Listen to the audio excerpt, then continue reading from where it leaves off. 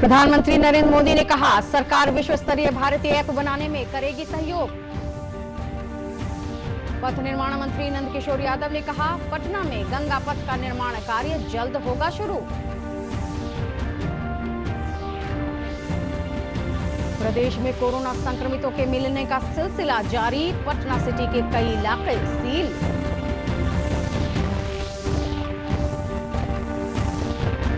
और सावन का पहला सोमवार आज, मंदिरों में श्रद्धालुओं के प्रवेश पर रोक, मंदिरों में ऑनलाइन दर्शन की व्यवस्था।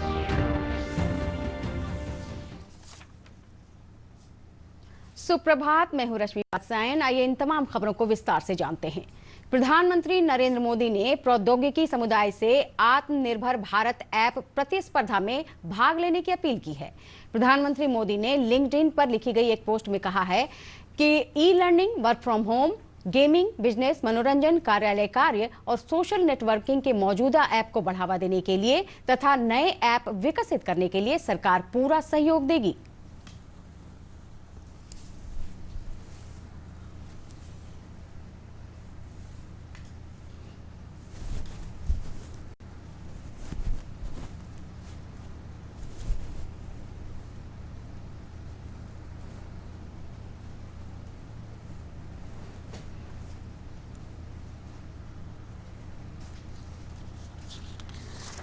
पथ निर्माण मंत्री नंदकिशोर यादव ने कहा है कि गंगा पथ बनने का रास्ता साफ हो गया है। पटना के दीदारगंज से दीघा तक निर्माणाधीन गंगा पथ परियोजना की तकनीकी बाधा को पथ निर्माण विभाग ने दूर कर लिया है।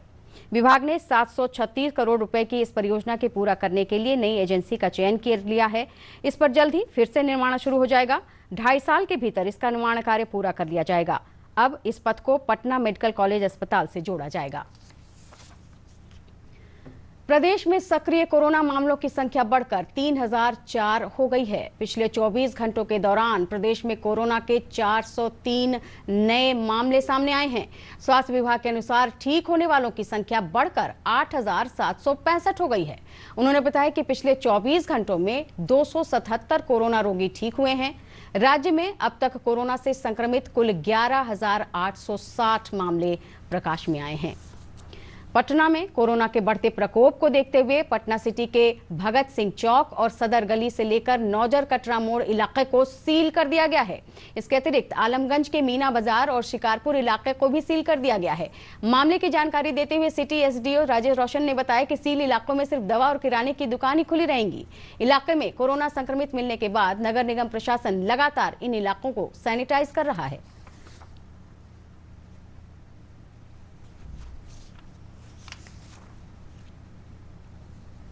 शहीद भगत सिंह चौक, सदर गली पूरा और इधर नजर कटरा मोड़ से सारा एरिया सील किया जाएगा। रात तक सब सील हो जाएगा। उसमें जितनी भी दुकानें हैं सब बंद रहेंगी। केवल आवश्यक वस्तुएं जैसे दवाई की दुकानें या किराना की दुकानें हैं वही खुली रहेंगी। सड़क पर अशोक राजपथ में कोई भी चाय की दुकानें, ठेला, खंचा सारा प्रतिबंधित कर दिया जाएगा। कोरोना के इस दौर में सावधानी और बचाव सबसे बड़े हथियार हैं। सरकार तो इसके लिए जागरूकता कार्यक्रम चला ही रही है। अनेक जगहों पर स्वयंसेवी संगठनों ने भी लोगों को कोरोना के प्रति जागरूक करने और सैनिटाइजेशन का बीड़ा उठाया है। पश्चिमी चंपारण में बापू धाम ट्रस्ट इन दिनों सैनिटाइजेशन और लोगों के बीच मास्क वितरण का काम कर रहा है। एक रिपोर्ट।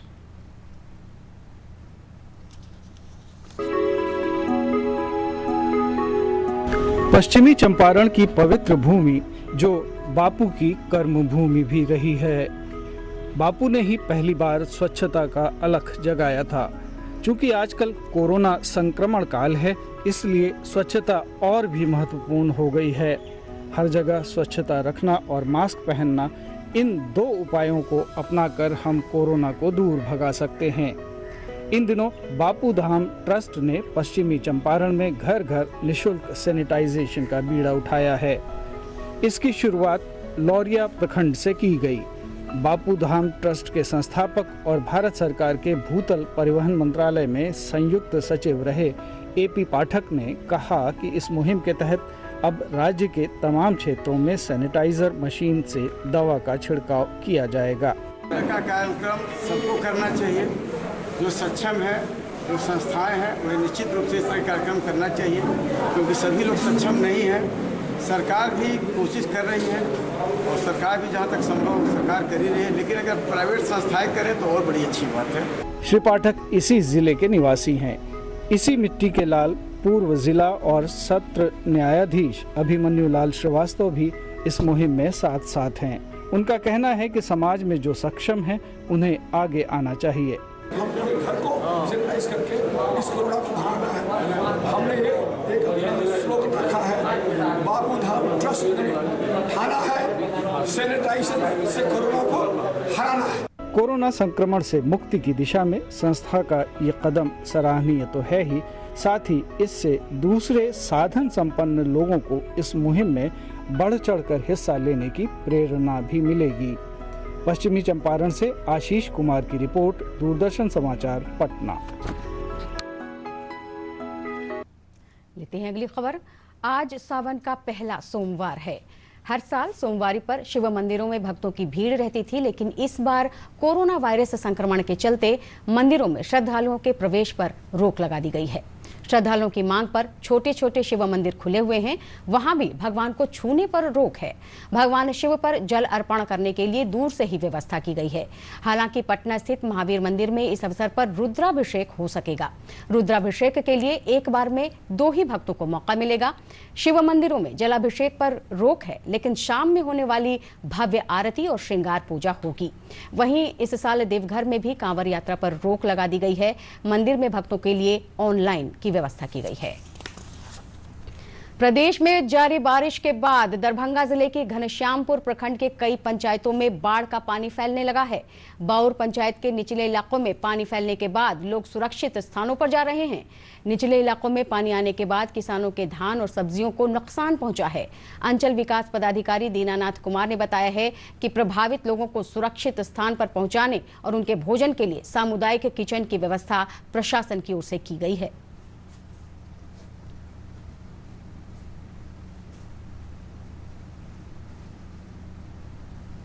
पानी जो है अभी नदी के पेट में है। हाँ, कुछ जगहों से वो रसियारी पुल से पानी कटान से आकर के वो कुछ गांव के आसपास को वो घेर लेती है। बाकी पानी अभी सामान्य है, खतरे की स्थिति नहीं है। वहीं समस्तीपुर जिले में भी बूढ़ी गंडक, कोसी और कमला बलान नदियों के जलस्तर में वृद्धि जारी है। मौजूदा हालात को देखते हुए बाढ़ नियंत्रण विभाग ने तटबंधों की सुरक्षा के लिए कार्रवाई शुरू कर दी है। बाढ़ नियंत्रण अंचल के अभियंता शशि रंजन पांडेय ने बताया कि तटबंधों की सुरक्षा के लिए होमगार्ड के साथ साथ अभियंताओं को भी तैनाती की गई है। बालू पे बोरा को भरना है, बालू का स्टॉक करना है, वो हमने पूरा कर लिया है। ऐसे जहाँ जहाँ रैंकट हो रहा है वो की मरम्मती करा रहे हैं। जहाँ जो समस्या आएगी उसको हम देखेंगे, कहीं कोई दिक्कत तो नहीं है। कटिहार जिले के दिलारपुर पंचायत के कृष्णा नगर से गांधी टोला तक तटबंध निर्माण का कार्य पूरा कर लिया गया है। मामले की जानकारी देते हुए जिलाधिकारी कमल तनुज ने बताया कि जिले में संभावित बाढ़ को देखते हुए जिला प्रशासन इस तटबंध निर्माण पर निगरानी रखे हुए था और उनकी मुस्तैदी की वजह से तटबंध निर्माण समय अवधि से पहले पूरा हुआ है। तो पिछले साल काफ़ी हुआ था और इस बार भी उस पर खतरा मंडरा रहा था, तो हम लोगों ने इस बार काम शुरू कराया था बाढ़ प्रबंधन में, और उसमें हम लोगों का लक्ष्य था कि हम लोग तत्काल जून तक 2 किलोमीटर का कार्य कर दें। लेकिन कोविड के कारण चूंकि कार्य बाधित हो गया, लेकिन फिर भी जो 400 मीटर का क्रिटिकल स्ट्रेच था उसको ध्यान में रख के हम लोगों ने टारगेट लिया था, और अभी हम लोग 700 मीटर का 30 जून तक क्रिटिकल स्ट्रेच कंप्लीट करा चुके हैं। तो तत्काल वहाँ पे अब कोई खतरा नहीं है। राष्ट्रीय जनता दल का कल 24वां स्थापना दिवस समारोह मनाया गया। प्रतिपक्ष के नेता तेजस्वी यादव के नेतृत्व में पार्टी के वरिष्ठ नेताओं और कार्यकर्ताओं ने अपने आवास से साइकिल रैली निकाली और पार्टी ऑफिस तक गए। राजद नेताओं ने कहा कि केंद्र सरकार ने पेट्रोल और डीजल के मूल्य में बेतहाशा वृद्धि कर आम लोगों के जीवन को दूभर बना दिया है।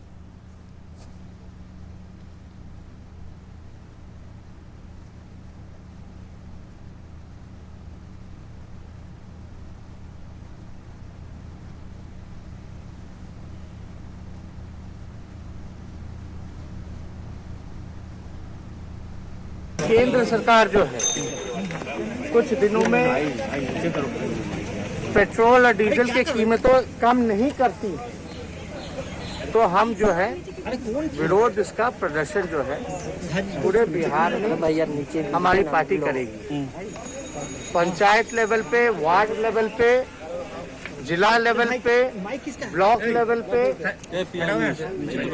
हर जगह हमारे कार्यकर्ता, गरीब, किसान, मजदूर, बेरोजगार, जो मजदूरों के साथ जिस प्रकार से व्यवहार किया गया, उन सब के साथ मिलकर के, किसानों के साथ मिलकर के 5 किलोमीटर हर जगह साइकिल चला करके इसका प्रदर्शन करेगा। पार्टी कार्यकर्ताओं ने हर एक पंचायत में साइकिल की सवारी कर बढ़ती महंगाई का विरोध किया। और अब वक्त है 3 मिनट में 10 खबरों का। उपराष्ट्रपति एम वेंकैया नायडू ने स्वदेशी सोशल मीडिया ऐप एलिमेंट्स को किया लॉन्च। कहा, आत्मनिर्भर भारत का मकसद प्रगतिशील विकास की रणनीति को अपनाना है।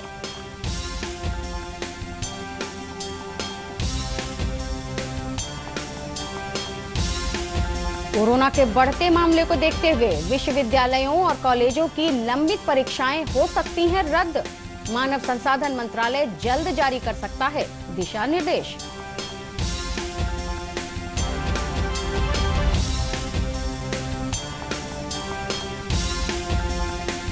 देश में कोरोना संक्रमण से स्वस्थ होने वालों की संख्या बढ़ रही है। स्वस्थ होने वालों की दर बढ़कर 60% हो गई है।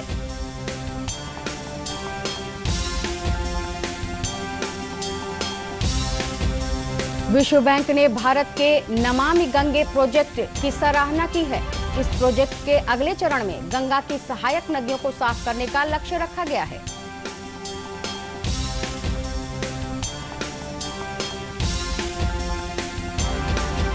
असम में बाढ़ की स्थिति सुधर रही है। राज्य के बाढ़ प्रभावित 18 जिलों में बचाव और राहत कार्य के लिए एसडीआरएफ और एनडीआरएफ की टीम को लगाया गया है।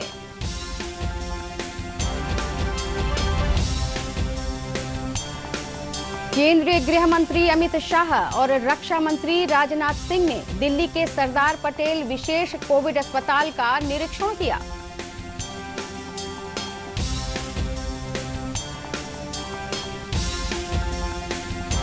राष्ट्रीय जनता दल सुप्रीमो लालू प्रसाद ने चारा घोटाले के एक मामले में जमानत के लिए झारखंड उच्च न्यायालय में याचिका दायर की है।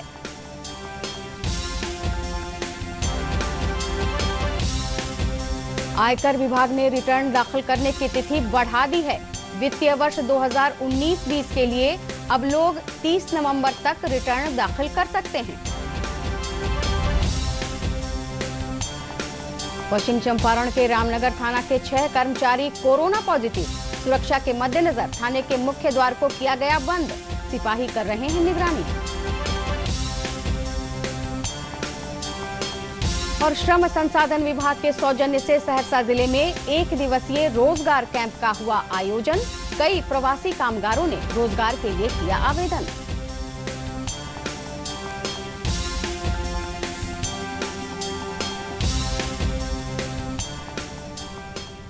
और बुलेटिन के अंत में मुख्य समाचार एक बार फिर से। प्रधानमंत्री नरेंद्र मोदी ने कहा, सरकार विश्व स्तरीय भारतीय ऐप बनाने में करेगी सहयोग।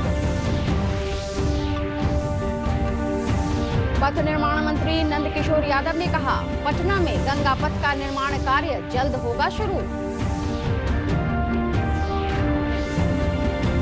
प्रदेश में कोरोना संक्रमितों के मिलने का सिलसिला जारी। पटना सिटी के कई इलाके सील।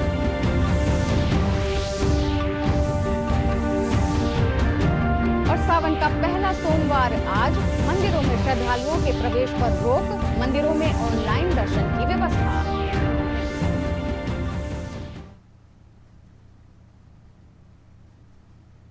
और बुलेटिन में अभी के लिए इतना ही। नमस्कार।